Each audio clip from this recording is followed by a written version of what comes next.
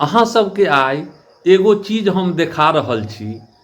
ई जरूर अपन सबके जतेक आदमी हेबै बचपनके जरूर याद आबि जायत और पूरा वीडियो देखै जायब। जे चीज देखा रहल छी आब हमरा अहाँके मिथिलामे विलुप्त भऽ गेलै। अहाँ सबके घरमे धियापुता सब जे हेता हुनको सबके ई चीज देखेबनि। चलू देखबै छी।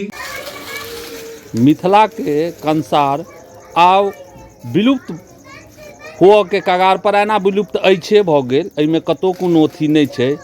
आइ एखन आबि रहल छलहुँ हेँ तऽ कृष्ण बाबू सेहो सङ्गे छथि। तऽ कृष्ण बाबूके कहलियनि कंसार देखने छलियै बेटा कहियो?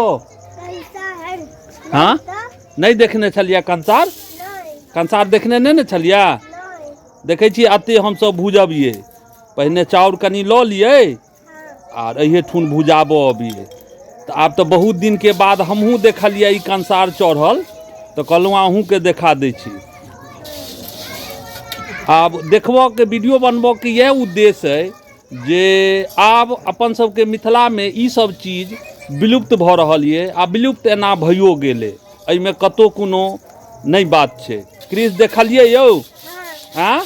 अब देखियो एगो अथीमे दादी अहाँके बाउलके अथी करै छथिन बुझलियै आ एहिमे भूजथिन। हाँ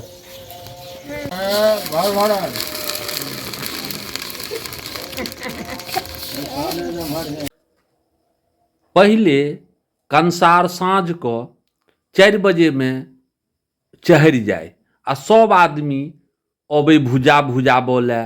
आ भुजेलाके बाद कहै छै एखनो जे सप्ताहमे अगर एक दिन भुजा खेबै तऽ पेट ठीक रहत। लेकिन आब ने लोकके अतरी छै आ ने आब ओ कंसार रहि गेलैए। आ हम अहाँ अगर घरमे भुजहो चाहबै तऽ भऽ जायत खपर भुज्जा आ ओ खेबै तऽ ओ अतरी कहाँ अइ आब हमरा अहाँके। आइ काल्हिके धियापुता तऽ लारनि बुझबे नहि करै हेतै। आ केना बुझतै? लारनि खरहीके बनै छै आ ईसब खरही लऽ कऽ एकरा लारै छथिन।